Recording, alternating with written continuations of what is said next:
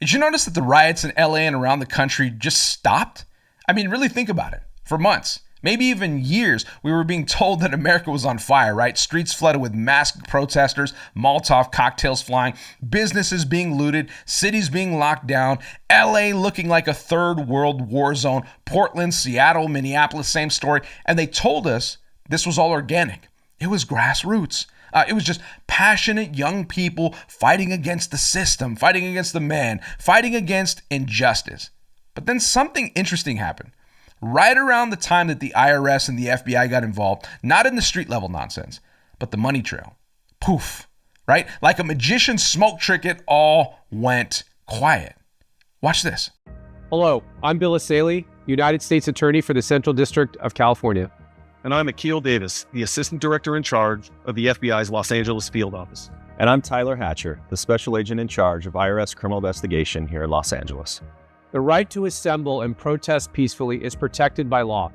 Unfortunately, we have seen individuals whose intentions are to cause damage and to assault law enforcement. For example, last week we arrested an individual who was charged with conspiracy to commit and aiding and abetting civil disorders. These violent agitators put peaceful demonstrators at risk. The FBI and our federal partners will continue to investigate individuals and organizations who are knowingly funding or committing acts of violence against law enforcement, as well as the destruction of property. All of a sudden, no more pallets of bricks mysteriously dropped in the sidewalks in the morning of a peaceful protest, right? No more shady bail funds posting six-figure bonds within hours. No more Antifa cards. No more secret Telegram threads coordinating these state riots. No more Craigslist ads. It just evaporated, it seemed like.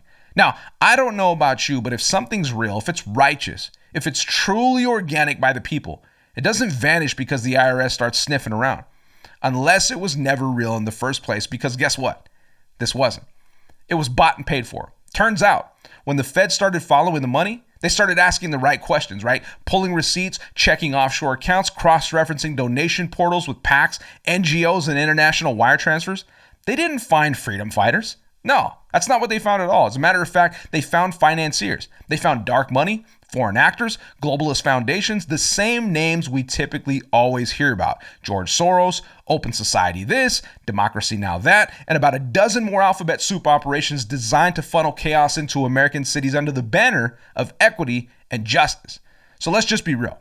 This was never about justice. It was about destabilization. And once more, the money men got scared. Once they realized the FBI and the IRS, for once in their miserable life, was actually doing something useful, they pulled the plug. Funding dried up, activists went home, TikTok stopped trending with riot montages and started pushing thirst traps all over again. It's like someone turned off the faucet. Because the minute you expose the money trail, the minute you threaten the real power behind the curtain, all the foot soldiers disappear, the cause dies because the cause was never the point. The chaos was. And it makes you wonder, maybe instead of nuking the IRS completely, Trump ought to keep a slimmed down, weaponized version, but not to tax Americans. Let's flip it. Let's go after them. The criminals, the shadow donors, the political laundromats, right? Disguised as charities, the CIA-backed NGOs, the State Department proxies, funding these global unrest campaigns, all in the name of democracy. So instead of stealing from truckers and farmers and small business owners, maybe the IRS should be used to follow the money inside government corruption. Turn it into a laser-focused task force to track dark money, right? Trace digital currencies, dismantle these shell foundations that bankroll these color revolutions and summer riots. For once, just once, it looked like the IRS did something that actually helped the American people. They didn't audit grandma for forgetting a 1099. They didn't shake down the landscaper for Venmo payments. They followed the money, and the violence stopped. So let me get this straight. You want to end riots? You want to stop foreign influence? You want to protect American cities? No problem. Forget the woke mayors. Forget the curfews and the press conferences. Audit Soros. Track NGO transactions. And when you find the account that paid for the bricks, the buses, and the bailouts, freeze it, seize it, and publicize it.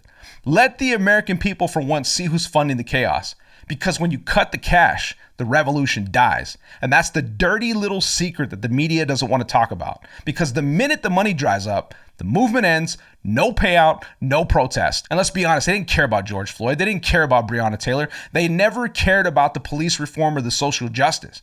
Those names were just on the billboard. The real product was chaos. controlled demolition of the American culture paid for by elites who never spend a day in the rubble. So yeah, maybe there is a lesson. If Trump wants to drain the swamp for real, keep the IRS.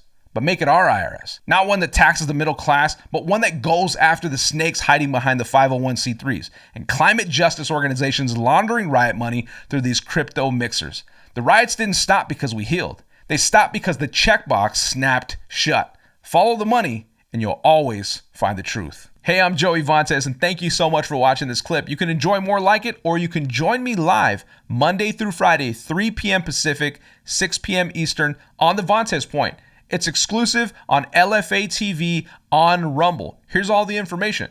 Come check it out. We'll see you soon.